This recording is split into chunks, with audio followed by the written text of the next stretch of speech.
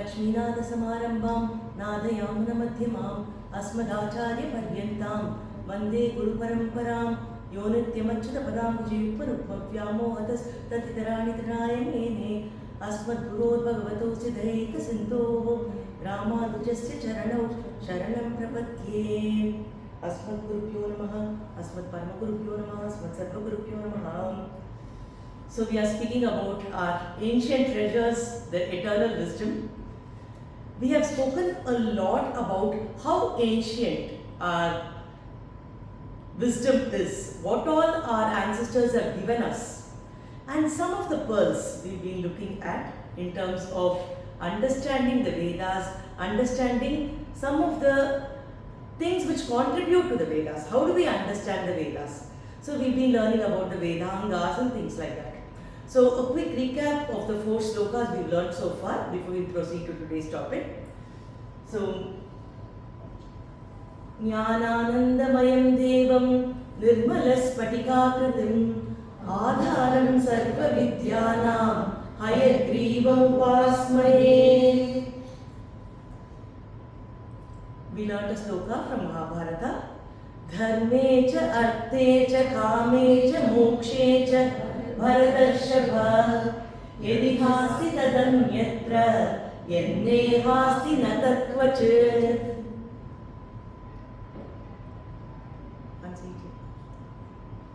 We learned a sloka with which we can remember all the Upanishads, the names of the 10 Maha Upanishads we can remember. So that goes like this. Ishakena kata prashna Mundamandukya tittiri Aitareyan cha chandokyam Brihadaranyakam tatha. So this is a recap of all the Upanishads. And when we started learning about the Vedangas, we learned a sloka which will help us recollect all the Vedangas. Chandah padau tu vedasya Hastat kalpota patyate Jyotishamayanam chakshuhu Niruktam shrotramuchyate Shiksha granam tu vedasya Mukam vyakaranam smritam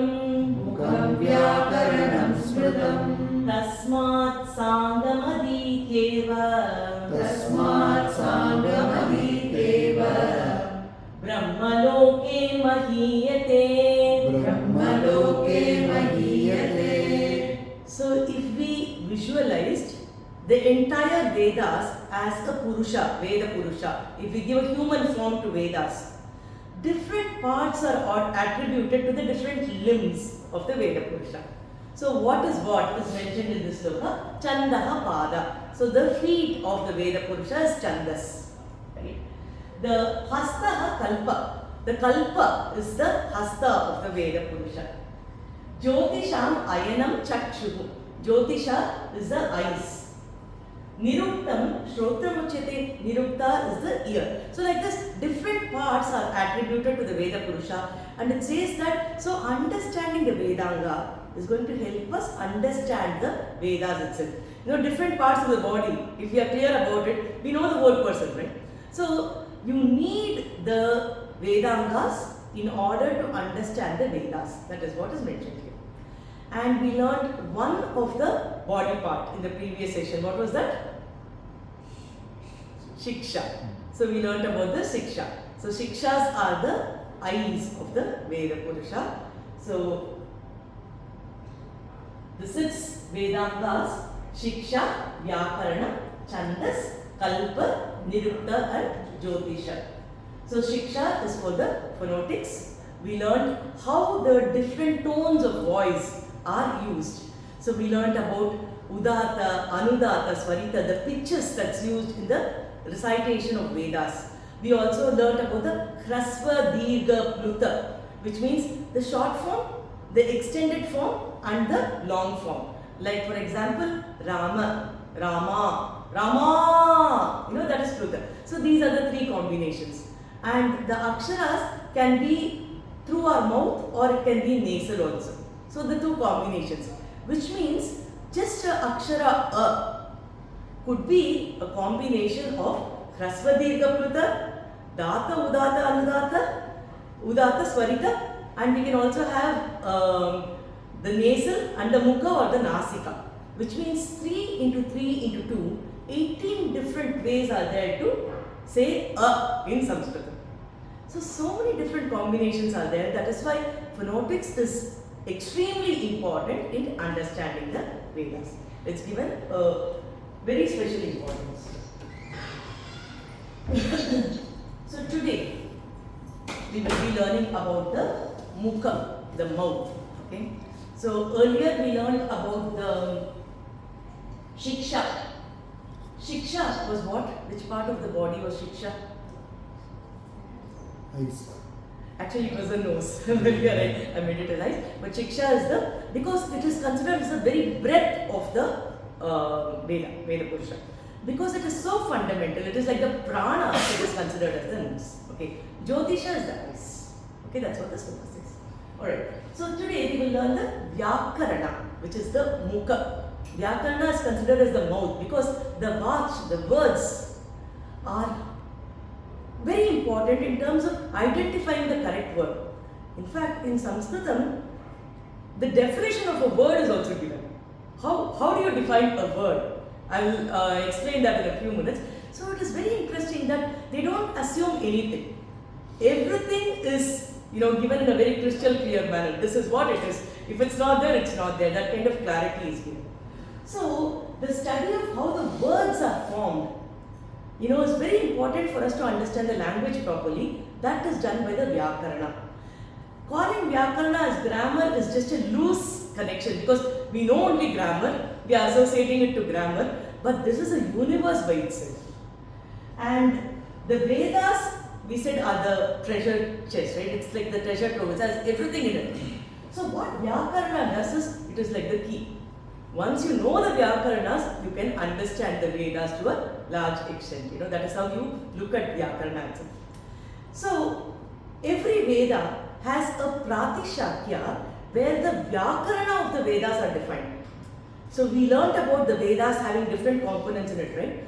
So the Pratishakya of the Vedas has the grammar pertaining to the Vedas. And because we had such knowledgeable people in our tradition, there were a lot of people who were focusing on their Pratishakya. There were a few people who could complete the grammar of their Vedas, understand the different Vedas of the different Pratishakyas. So it is like learning from multiple schools and understanding the essence of it. Even then they say they can't complete the understanding of Vedas because understanding of Vyakarna itself is a portion, right?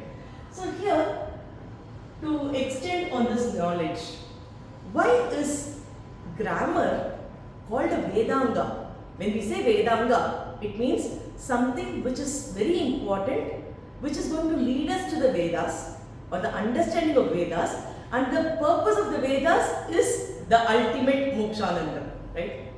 So why is grammar useful for that ultimate bliss? This is a wonderful sloka which explains that concept to us. So what this sloka says is Vyakarana Padasiddhihi. From Vyakarana we get the clarity of what the words are. Because if we understand the word, when we split it, if we add a in front, many times it will give us a viparita meaning. How do you understand what is the right meaning of it? So you have to have complete clarity of Vyakarana so that you understand what is actually meant. If you look at some slokas in Bhagavad Gita, it will be very surprising for us. There is a very famous sloka, Brahmarpanam Brahmahavihi, Brahmagno Brahmanahutam. That sloka, so many acharyas have interpreted it very differently. The very word Brahma, has multiple meanings in that context. Brahma is Brahma, right? No. Brahma can have different understanding based on how we apply it grammatically. That is why we always go for the Vyakyanams of the Acharyas, so we get complete clarity. Bhagavad Ramanuja has looked at Brahman from, every Brahma has different meaning in that. So it's a very interesting concept we learn. So here, Vyakarna Padasiddhi, we get the clarity of words when we understand grammar. Padasiddhehe Arthanirnaya Bhavati. So only when you know what is the word, you can confirm, okay, there are so many meanings for this word. In this context, this is the only appropriate meaning. Therefore, we choose this particular meaning for the word. Okay. So, to conclude that is not an easy thing. Okay. Arthat Tattva Jnanam. Only when you understand the meaning, the true knowledge, Tattva means the reality. So, we get the knowledge of the Tattva. Only when we get the knowledge of Tattva, what happens? Tattva Jnanat Param Shreyaha. We get the ultimate bliss when we understand the Tattva Jnana. So this is a beautiful sloka which gives us a step-by-step cause and effect of how Vyakarna leads to ultimate bliss. So it says, Vyakarna Padasiddhi, Padasiddhehe, Artha Nirnayo Bhavati, Arthat Tattva Jnanam, Tattva Jnanat Param Shreyaha. So that is what this means. Right? So that is the purpose of learning Vyakarna. So it is not grammar. Right? It is way beyond it. This helps us to understand the ultimate Tattva and gives us the bliss. Karanam Dhyeyaha. This is the Upanishad Vyakyam. This is from Chandogya Upanishad. It says Karanam Dhyeyaha. How do we understand? This is just an example for what Vyakarna can do to us. So Karanam means purpose. So Karanam is used in Dvitiya Vibhakti. Karanam, it is like the object that we can understand here. Dhyeya comes from the root to dhyana, to meditate. So Karanam to Dhyeyaha means we have to do dhyana, we have to contemplate on the purpose. Purpose, what's the purpose? The one who is the creator is the purpose, right? So who is the person who is the Karanam of everything? Shrishtikarta. So Karanam to Dhyeyaha makes us think, contemplate, understand the ultimate Bhagavan who has created all of us. So this Vakya will lead us all the way to understanding creation, understanding creator, going all the way and contemplating on Bhagavan. So much of information comes to us because of the Vyakarna. So when we speak of Vyakarna, one person comes to our mind all the time. Who is he? Hanumanji, right? A very interesting anecdote happens in Srimad Valmiki Ramayana itself, this is mentioned. So, in Valmiki Ramayana, this beautiful anecdote is mentioned. What it says is, the first time Hanumanji meets with Bhagavan Sri Rama and Lakshmana. Okay. So he wants to know who are these two people who look like, prince, but then they are in the form of some ascetics, they are like saints here. Who are they? So Hanuman disguises himself like a Brahmana, comes and speaks to them. And the way Hanumanji communicates at that point, Bhagavan Sri Rama is so impressed. He says, he's spoken for such a long time, I'm not even able to find one mistake grammatically. Only a person who has mastered all the Vedas, who's mastered Vyakarna, can speak like this.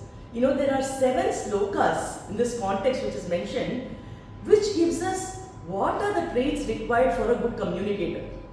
Today we have all these communication modules, classes and all going on, right? If we learn these 7 slokas, Bhagavan Sri Rama very clearly says what are the qualities of a good communicator.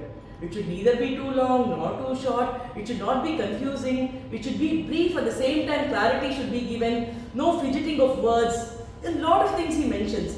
So that 7 slokas gives us a complete picture of communication. So in that, there is one sloka which beautifully tells us that Hanumanji new Vyakarna completely. Rama is giving, certifying Hanumanji, saying that he is very good in Vyakarna, and he wants Lakshmana, saying that he is a very good communicator, be conscious of how you speak to him, right? So that is mentioned. So here the sloka goes, Nyunam Vyakaranam Krishnam Anena Bahuda Shrutam Bahu Vyaharata Anena Na Kinchit Apashabditam. There is not even a small apashabda. This is possible only if a person is mastered Vyakarna. So he says Hanumanji is mastered Vyakarna. So from Bhagavan Sri Rama itself we can understand the importance that's given to Vyakarna. Right? And we've also heard of this phrase where people are called as Navavyakarana Pandita. Right? Now what is this Navavyakarana? As I said, ours has been a very rich heritage.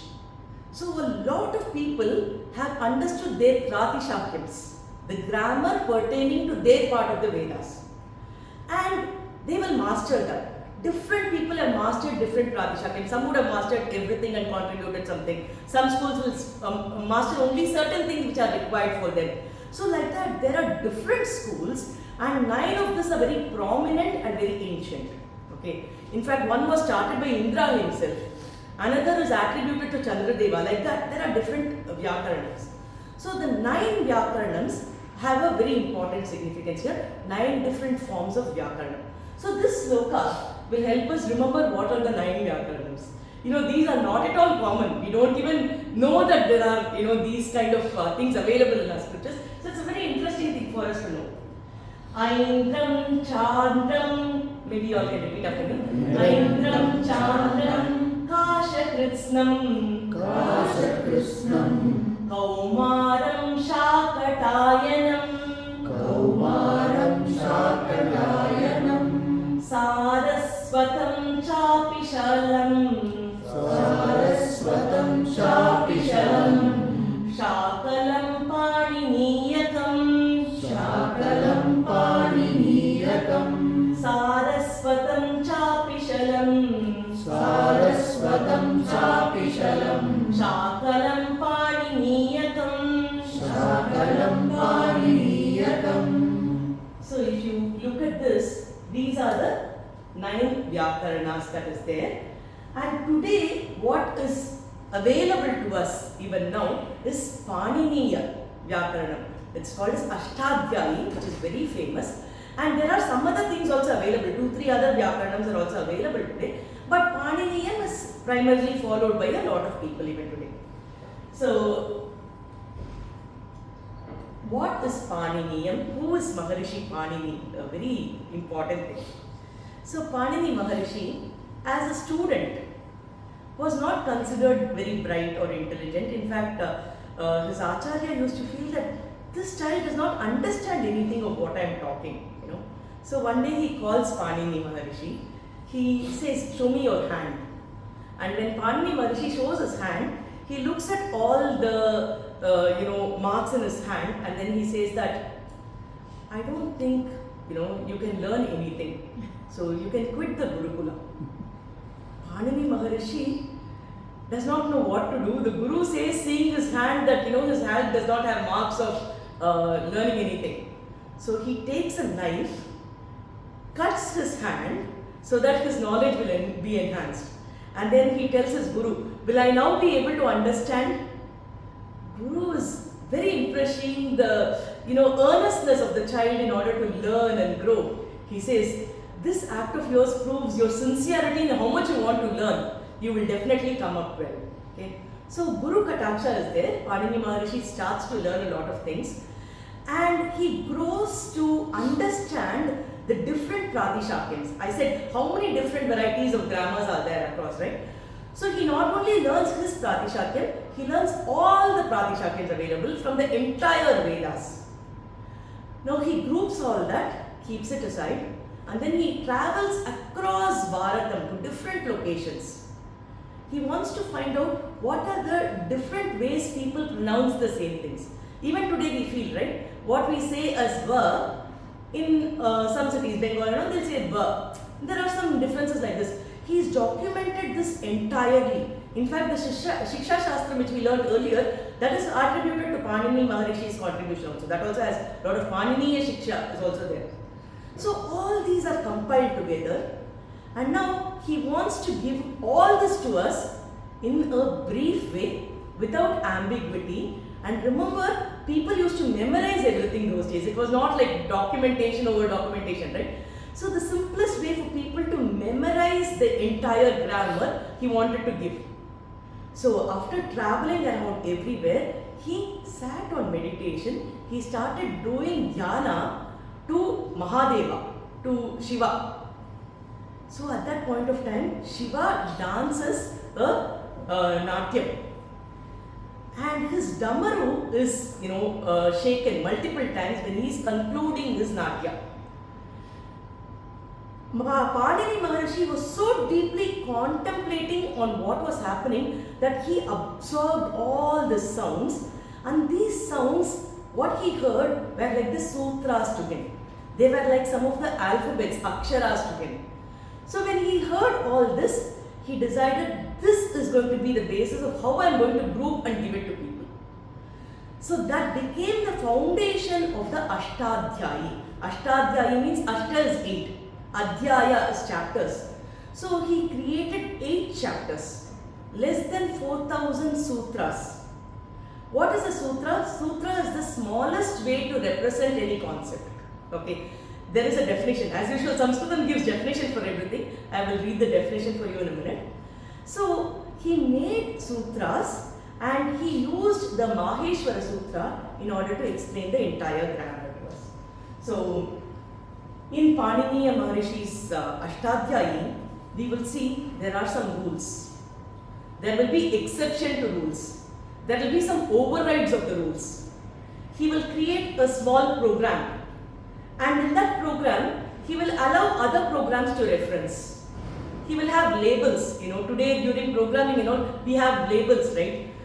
For example, he had something like Adain Gunaha. This is one sutra, which means Guna will mean A, E and U. These 3 alphabets, wherever he is using the word Guna, it will mean these 3. So inside Astadhyayi, the meaning of Guna will be different for us. When we learn Ramayana, Mahabharata, Guna will be in Bhagavan's Kalyana Gunas, right? The qualities of Bhagavan. But inside Adhyayi, it is like, it's like a framework where he uses all these labels, like how we use the computer programming today. So like that, he created so many things. It's like object-oriented programming, You will have subroutine that's there. From somewhere this will be accessed. He will avoid repetitions. Wherever there is a repetition, he will use something. He will have rules which will override other rules. So a lot of things like that which is applicable today for artificial intelligence. So there are people who are like, how did a Maharishi from Bharatam, who was in 5 BCE, it's like 2500 years back according to everybody, we don't know the actual timeline. So 2500 years back, how did somebody write some routines which we are using today in the computer industry, in artificial intelligence? How is it possible? People are still exploring that. If you just do a Google for, Astadhyayi and AI or Astadhyayi and computer science, you will get so many research articles on this. Yeah. So, Maheshwara Sutra. So the Damaru Shabda gave 14 different sounds. Okay, so the sounds are seen here, and there is this famous sloka which is mentioned for the Damaru Shabda. Dhritavasane Nataraja Rajau Nanandadakkan Navapanchavaram. Navapancha, 9 plus 5, 14 times. Uttartu Kama Sanakadi Siddhan Etad Vimarshe Shiva Sutra Jalam. So these are considered as Shiva Sutra Jalam, which was heard by all the Sanakadi Munis. And the 14, these sounds are considered as Maheshwara Sutra. So the sutra, I said, has a definition. What is the definition of a sutra? It should have minimal aksharas as possible. Alpa aksharam. So the minimal the akshara is, you're good. They will be stingy in using the words, using the alphabets. Because remember, everything was stored in the memory. It was not in any system. So alpa aksharam. Asandigdam. that does not mean it should lack clarity. That is never permitted. Asandigdam. Saravat. It should give the essence of what is attempted to be communicated. Saravat. Vishwatomukam. If you are creating a label or something, you can't just use it in one place and say that you created a label for using it in one place. It should have application across, right? Vishwatomukam, universal application. Astadhyayi manavadhyam cha sutram sutra vido vidu. So they are having these 6 rules as the primary rules for the sutras. So astobam means unnecessary repetition should be avoided. If once you mentioned it, don't keep repeating it over and over again. It's done. You've told it, people will refer to it. So that is the way it is done. Anavadhyam means it should not have any defects. So these are the 6 qualities of a sutra.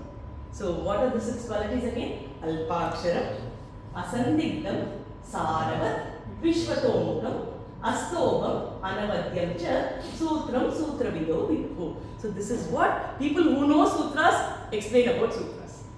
So with these as the essence, what Pāṇini Maharishi did is, he analyzed whatever sounds he heard from the Maheshwara's Damaru. So what were the sounds that he heard? The first one is Aimun, Rilik, Aemon, I ouch, Hayavarat. Like this, every single sound he is hearing. So it's very interesting how Pāṇini Maharishi deciphered all this. Suppose we are going to give a gift to somebody. We will gift wrap it nicely, right? So he created a concept like that. Okay. So what did he do? For every sutra, he created a marker or a wrapper. Okay. It's easy if you understand it like a wrapper. It's like a marker. It is called as it. Okay. What happens is that is not part of the expansion. He will just use it to say from here to here. So the to here is used as the it. So here, for example, anywhere Pāṇini Maharishi says this particular sutra applies to ach.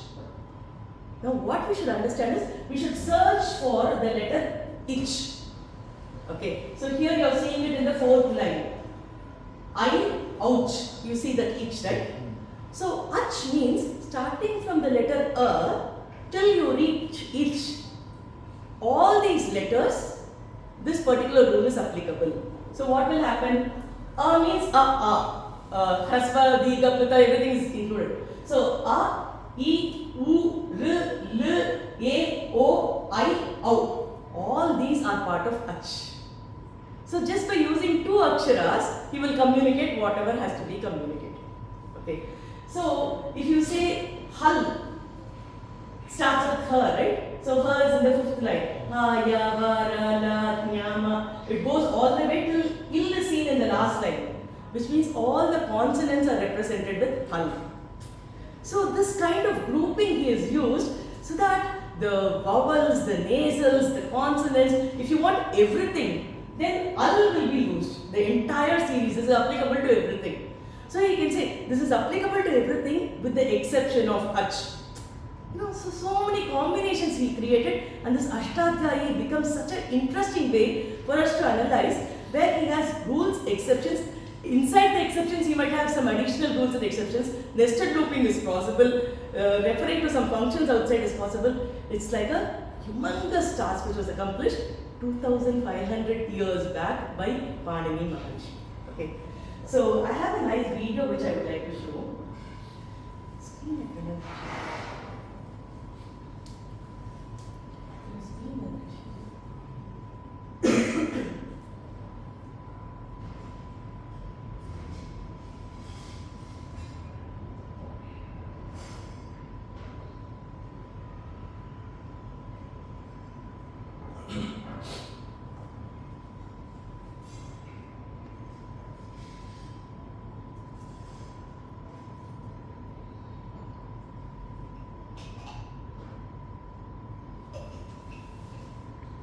teach a sloka for today's thing, which is a Krishna sloka.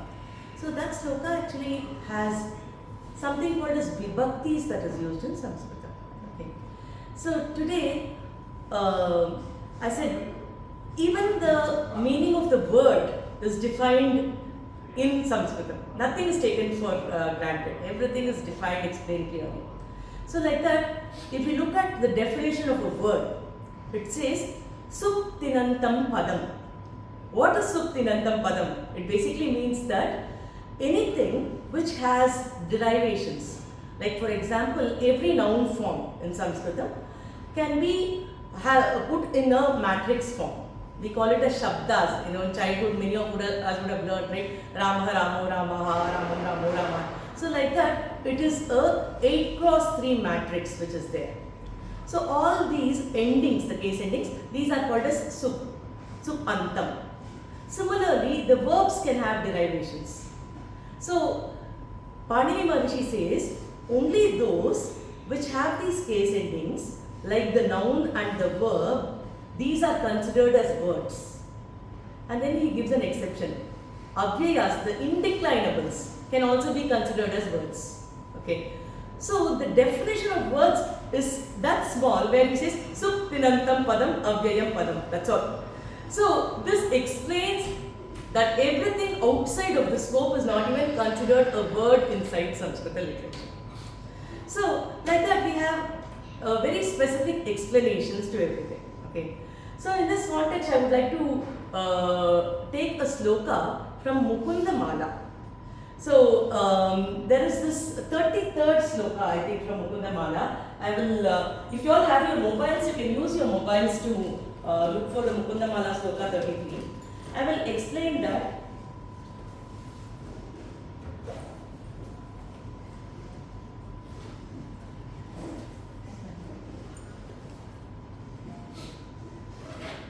Sloka number 33 is what I wanted to do today.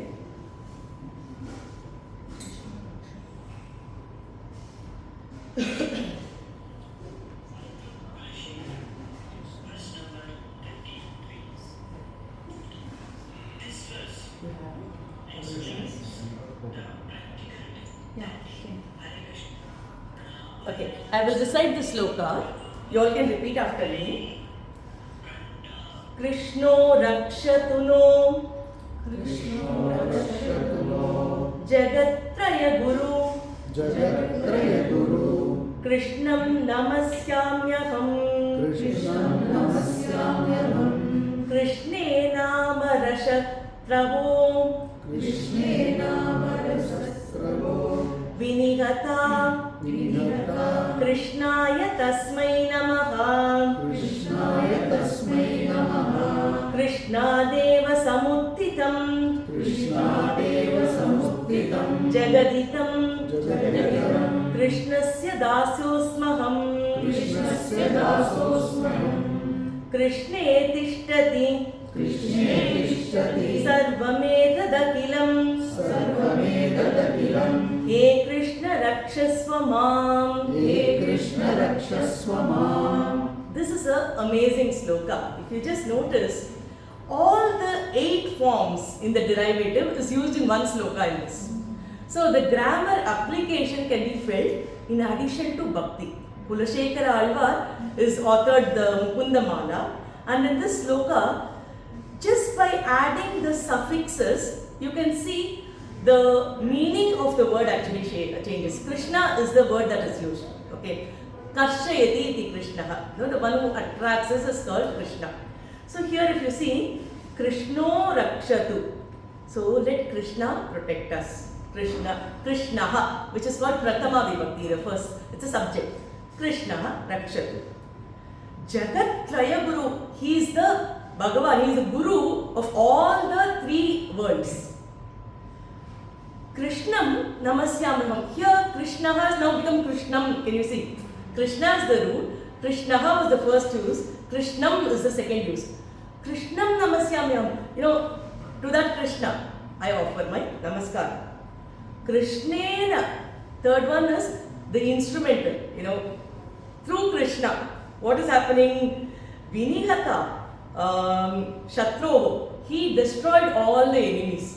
Who destroyed Krishnena? By Krishna, all the enemies were destroyed. Krishnaya tasmai namaha.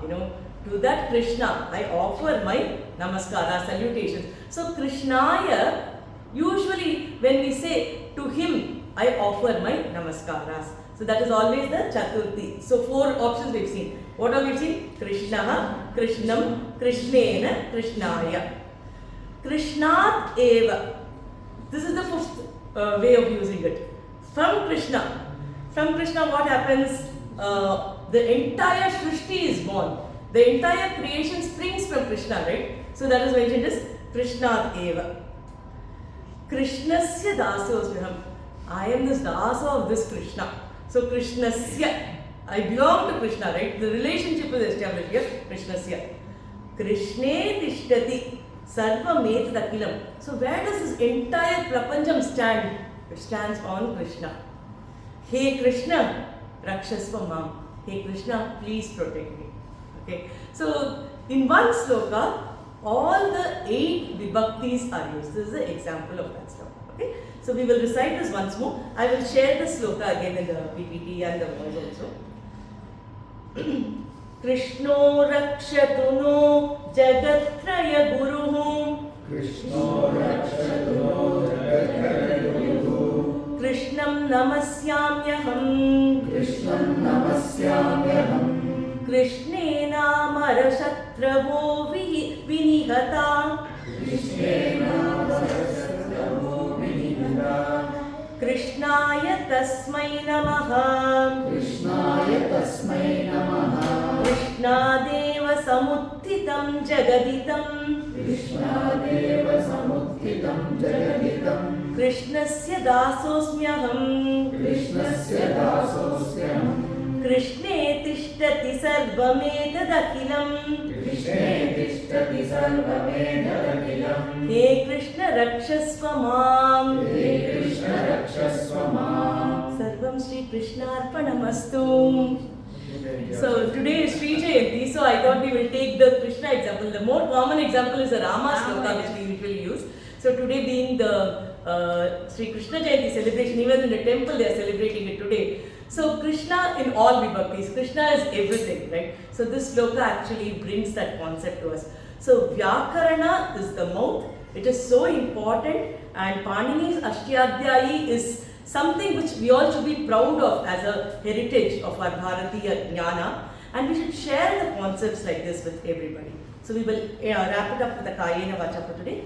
Kayena Vacha Manasendriyaiva Buddhyatmana va Prakrite Swabhavat Karomi Yatyat Sakalam Parasmai Narayana Yeti Samarpayami. Sarvam Shri Krishna Arpanastu.